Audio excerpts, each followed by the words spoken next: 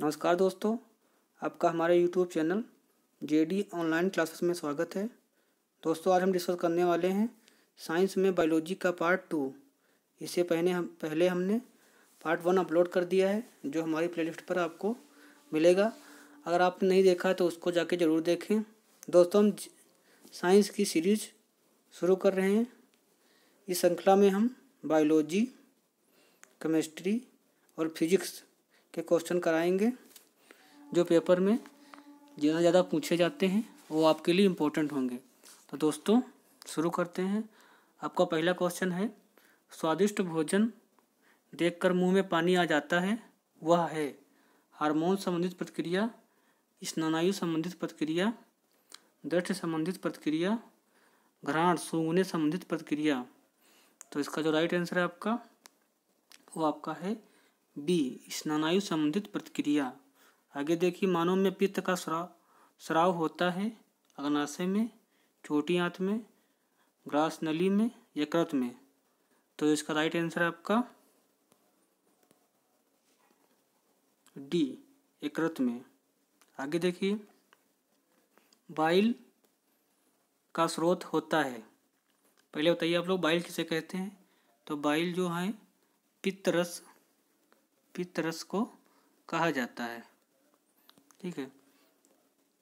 तो अमाशय से, जिगर से, बड़ी आंत से, पित्ताशय से।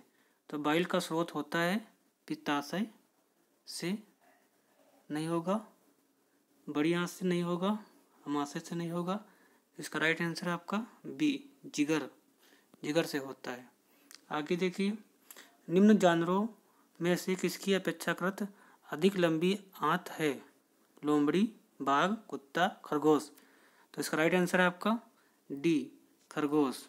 आगे देखिए, दांतों की सड़न शुरू हो जाती है जब मुंह का पीएच से कम होता है 5.7, 5.5, 5.6, 5.4। तो इसका राइट आंसर है बी, 5.5। जब मुंह का पीएच मान 5.5 से कम हो जाता है तो दांतों में सड़न शुरू हो जाती है। आगे देखिए, स्वाद का पता लगाने के लिए अभिग्राहक को क्या कहते हैं? संवेदी अभिग्राहक, रासायनिक अभिग्राहक, घ्राण अभिग्राहक, रसवेदी अभिग्राहक। तो इसका राइट आंसर है डी, रसवेदी अभिग्राहक, रसवेदी अभिग्राहक। आगे देखिए, निम्न में कौन सा एंजाइम अग्नाशय द्वारा स्रावित होता है? Maltase, lactase, trypsin, sucrase. तो इसका राइट आंसर है आपका सी, ट्रिप्सिन। आगे देखिए, मानव शरीर में निम्न में से किसका आकार साइज सबसे बड़ा है? थायराइड, यकृत, प्लीहा, अग्नाशय। तो इसका राइट आंसर आपका है बी, यकृत। यकृत दोस्तों सबसे बड़ा अंग होता है, ठीक है, मानव शरीर में। आगे देखिए, मानव शरीर का सबसे बड़ा आंतरिक अंग कौन है? यकृत, हृदय, अग्नाशय, गुर्दा। तो इसका राइट आंसर अभी बताया हमने, क्या है? ए, यकृत। आगे देखिए, निम्न में से ऑक्सीजन के समय अधिकतम मात्रा में उस ऊर्जा उत्पन्न होते हैं या करते हैं? ग्लूकोज, वसा, क्षार, प्रोटीन। तो इसका राइट आंसर है आपका बी, वसा। आगे देखिए, कह रहा है कार्बोहाइड्रेट, प्रोटीन और वसा का पूर्ण पाचन कहाँ पर होता है? ग्रास नली में, पेट में, छोटी आंत में, बड़ी आंत में। तो इसका राइट आंसर है आपका सी, छोटी आंत में। कार्बोहाइड्रेट, प्रोटीन, वसा का पूर्ण पाचन होता है। आगे देखिए, आगे आपका है सोरोलॉजी का अध्ययन है। सोरोलॉजी किसका अध्ययन है? बताइए आप लोग, सोरोलॉजी किसका अध्ययन है? मच्छर, छिपकली, तिलचट्टा या सांप। तो इसका राइट आंसर है बच्चों बी, छिपकली का अध्ययन है स्वरोलॉजी। आगे देखिए, निम्नलिखित दस्तावेज है जो एक मानव विज्ञानी संस्कृति का चित्रण दर्शाते अनुसंधान से तैयार करता है। Ethnography, cultural relativism, ethnocentrism, ethnobotany. तो जो इसका राइट आंसर बच्चों है वो आपका है एथनोग्राफी। निम्नलिखित लिखित दस्तावेज जो मानव विज्ञानी संस्कृति का चित्रण दर्शाते अनुसंधान तैयार करता है तो उसे एथनोग्राफी कहते हैं। आगे देखिए, पक्षियों के अध्ययन को क्या कहा जाता है? एंटिमोलॉजी, ओनर्थियोलॉजी और बर्डोलॉजी, हर्पेटोलॉजी। तो इसका राइट आंसर आपका है बी, ओनर्थियोलॉजी। आगे देखिए, हिमिटोलॉजी का अध्ययन से संबंधित है। पौधों की प्रजनन प्रणाली से, रक्त से, जानवरों के खान पान की आदत से, हड्डियों से। तो इसका राइट आंसर आपका है हिमिटोलॉजी, रक्त से संबंधित है, बी। आगे थी मॉर्फोलॉजी क्या है?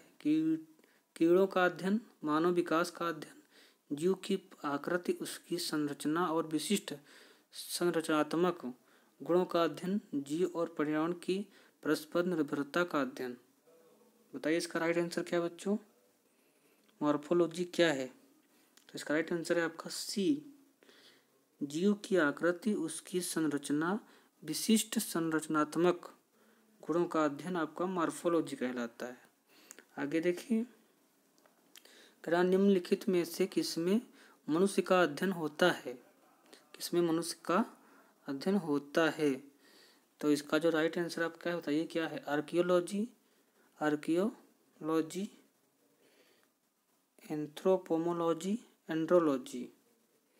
तो जो इसका राइट आंसर है आपका सी, एंथ्रोपोलॉजी। तो मनुष्य का अध्ययन किसमें होता है? तो एंथ्रोपोलॉजी। इंपॉर्टेंट है, आप लोग इसको याद रखिए, आपका परीक्षाओं में पूछा जा सकता है। फिर कह रहा है प्राचीन काल के जानवरों, पौधों एवं अन्य जीवों के संरक्षित अवशेषों या चिन्हों के अध्ययन का विज्ञान क्या कहलाता है? नव विज्ञान, एंथ्रोपोमोलॉजी।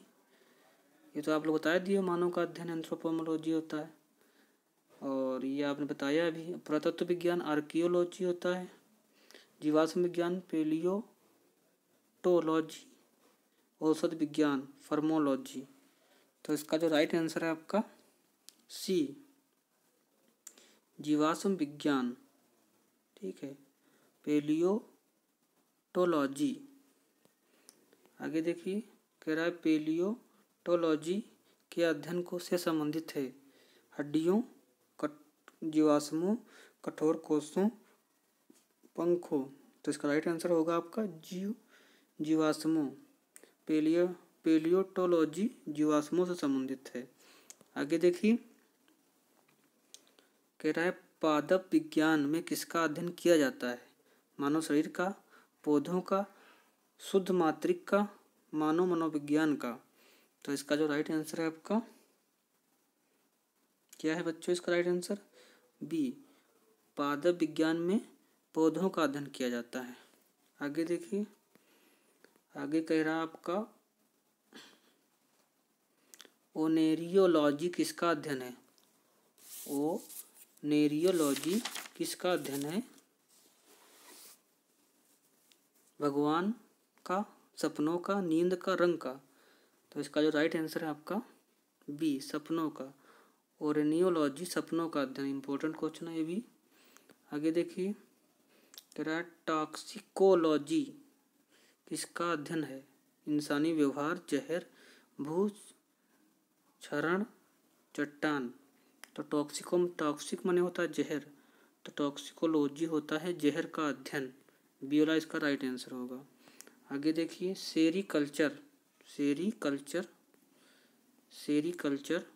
किससे संबंधित है? मधुमक्खी पालन, पौधों का विकास, रेशम के कीटों का पालन, मत्स्य पालन। तो जो आपका सेरीकल्चर है वो आपका रेशम के कीटों का पालन है। पीसी कल्चर है आपका मत्स्य पालन, पीसी कल्चर, पीसी कल्चर, ठीक है।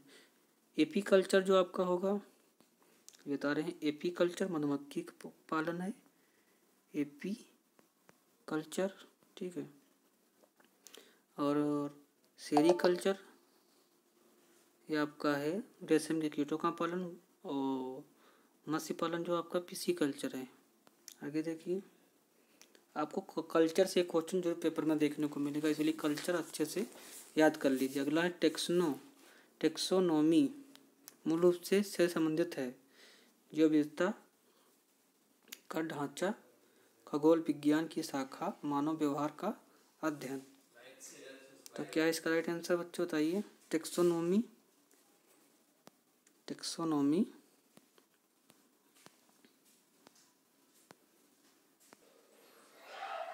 तो इसका जो राइट आंसर है आपका ए, जो विविधता से संबंधित है। आगे देखिए, कवक विज्ञान क्या है? बैक्टीरिया का अध्ययन, कुकुरमुत्ता का अध्ययन, वायरस का अध्ययन, परजीवियों का अध्ययन। तो कवक विज्ञान आपका क्या है बताइए दोस्तों? कवक विज्ञान क्या है? कुकुरमुत्ता का अध्ययन, ठीक है। आगे देखिए, माइक्रोलॉजी के अध्ययन से संबंधित है, मानव कोशिकाओं, कवक, विषाणु, जीवाणु। तो माइक्रोलॉजी किससे संबंधित है? तो इसका राइट आंसर होगा आपका माइक्रोलॉजी कवक से संबंधित है। आगे देखिए, जीवाश्मों के अध्ययन को क्या कहा जाता है? पुराजैविकी, जीवाश्म विज्ञान, वर्गिकी, पुरा वनस्पति शास्त्र। तो जीवाश्मों के अध्ययन को जीवाश्म विज्ञान कहते हैं। आगे देखिए, ये आपका बड़ा सा को लंबा क्वेश्चन है, बायोसिस्टमेटिक्स का उद्देश्य क्या है? तो इसका जो राइट आंसर होगा आपका डी, अध्ययन के सभी क्षेत्रों से विभिन्न मानकों की समग्रता पर उसके विकासवादी इतिहास और उसके फाइलोजेनी की स्थापना के आधार पर जीवों का वर्गीकरण। तो वो लंबा, इसको आप अच्छे से पढ़ के देखिए। आगे देखते हैं दोस्तों, आगे आपका क्वेश्चन है, निम्नलिखित विषयों में से कौन सा विषय जनसंख्या एवं मानव जाति के महत्वपूर्ण आंकड़ों के अध्ययन से संबंधित है? पारिस्थितिकी विज्ञान, अनुवांशिकी, जननांगी, वायरस विज्ञान। तो जो इसका राइट आंसर बच्चों आपको है क्या है, चाहिए बताइए जल्दी से। इसका राइट आंसर क्या है? तो इसका जो राइट आंसर आपका है सी, जननांगी। अगला है, विभिन्न संस्कृतियों के वैज्ञानिक विवरण के तुलनात्मक अध्ययन को कहते हैं, क्या कहते हैं इसे? Ethnology, ethnography, ethnology, ethology, ethics. तो इसका राइट आंसर होगा ए, इथनोलॉजी। आगे देखिए, जंतु विज्ञान अध्ययन करता है केवल जीवित जानवरों का, केवल जीवित वनस्पति का, जीवित व मृत जानवरों दोनों का, जीवित व मृत वनस्पति दोनों का। तो जंतु विज्ञान किसका अध्ययन करता है? जीवित व मृत जानवरों दोनों का जंतु विज्ञान अध्ययन करता है। सी इसका राइट आंसर होगा आपका। आगे देखिए, जैविक जगत में होने वाले कार्य, गुण व पद्धति के अध्ययन के इस ज्ञान को मशीनी जगत में उपयोग करने को क्या कहते हैं? Bionics, bionomics, बायोनोमी, biometry. तो जो इसका राइट आंसर आपका है ए, बायोनिक्स कहते हैं इसे, बायोनिक्स कहा जाता है। आगे देखिए, कह रहा है पेलियो वनस्पति के अंतर्गत अध्ययन करते हैं जंतु, जीवाश्म का, शैवाल का, फफूंदी का, इसमें से कोई नहीं। तो पेलियो के अध्ययन किसका अध्ययन करते हैं? डी, इनमें से कोई नहीं। आगे देखिए, लास्ट क्वेश्चन आपका है, निम्नलिखित युग्मों में कौन सुमेल नहीं है? एपीकल्चर शहद की मक्खी, सेरीकल्चर सिल्कवर्म, पीसीकल्चर लाख का कीड़ा, और हार्टिकल्चर फूल। तो जो इसका राइट आंसर आपका बताइए क्या है, क्या कौन सा मेल नहीं खाता है? तो इसका सी जो है आपका सही होगा। पीसीकल्चर आपका मत्स्य पालन होता है, ना कि लाख का कीड़ा, ये आपका मत्स्य पालन होता है, मत्स्य पालन, मत्स्य पालन, ठीक है, ये आपका मत्स्य पालन होता है। तो दोस्तों आज चलिए ये भी अच्छे पढ़ा दे रहे हैं क्वेश्चन।